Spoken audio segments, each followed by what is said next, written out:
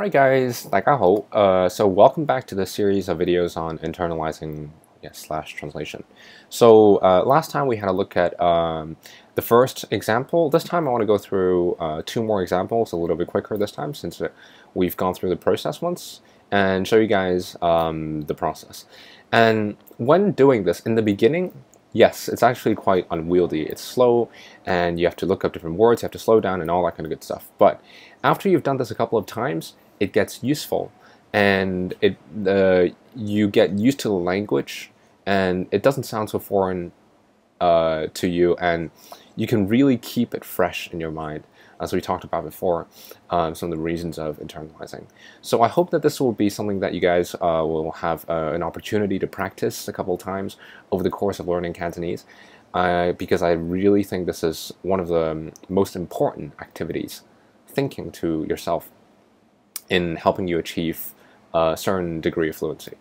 Alright, so let's dive into the two examples in this video. So random example number 2, let's have a look. Slightly deeper thought, if you have these. One of the biggest problems we face in society is that we have property prices that are too high, it's tough to find jobs, and young people generally feel pessimistic about their futures. Again, it's not a hugely difficult sentence in terms of translation. It's a fairly straightforward sentence, save for the few words that we don't know. So let's reword this. So we in society, right? So we want to put the place before, face, right? That's right. Big problem. Problems, plural, they're singularized. One is one of the biggest problems in Cantonese. I would phrase that as a big problem. Special word one is property prices too high. That are too high, right?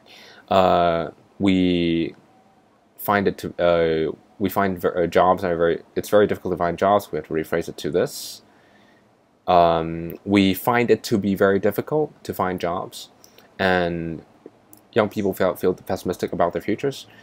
We have to rephrase it to young people to their own futures feel very pessimistic. So then we end up with this kind of translation, say for some specific words. And feel free to pause the video if you want to hone in on some details, guys. And then you just want to fill in the words by looking them up in the dictionary. Characters, right? The third example, this is a shorter example, but this is actually more difficult to translate, I feel. So the thought is, I feel like I'm reaching some sort of a plateau learning Cantonese, and I'm wondering what I should do next to learn. Right. So I feel I now learned Cantonese. Not a lot of progress. We have to rephrase it like this. So this kind of extends beyond the domain of grammar. This is something that you have to gain, rephrase. Knowing how to rephrase this requires some experience in the language and knowledge of it. So you need to spend a little bit of time with it. Just be patient. Don't worry too much about it. It's not a life and death situation. If you don't know it, it's fine. And I'm wondering next what I should learn what. Okay. Pseudo translation. I should set pseudo there. And we have the draft here. Say for these words. And then you fill in the gaps. And finally, we have the characters. And at this stage, remember, don't forget to say the sentence out loud, right? So you want to give yourself some degree of confidence. Even if it's wrong, it's okay.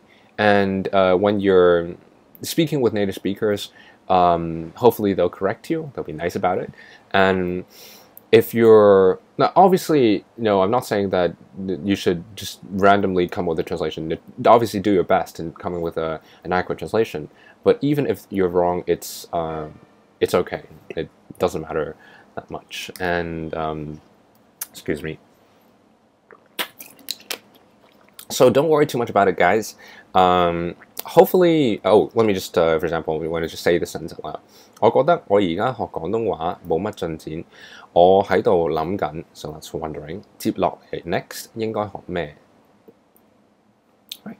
So that's it for this series of videos, and if you guys have any questions and comments, as usual, feel free to leave them below. I look forward to hearing from you guys, and thank you so much for your viewership. I really appreciate it, and if you found this video helpful, please consider giving it a thumbs up and subscribing to the channel if you haven't already done so.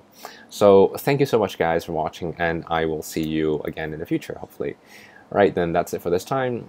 See you guys later. Cheers.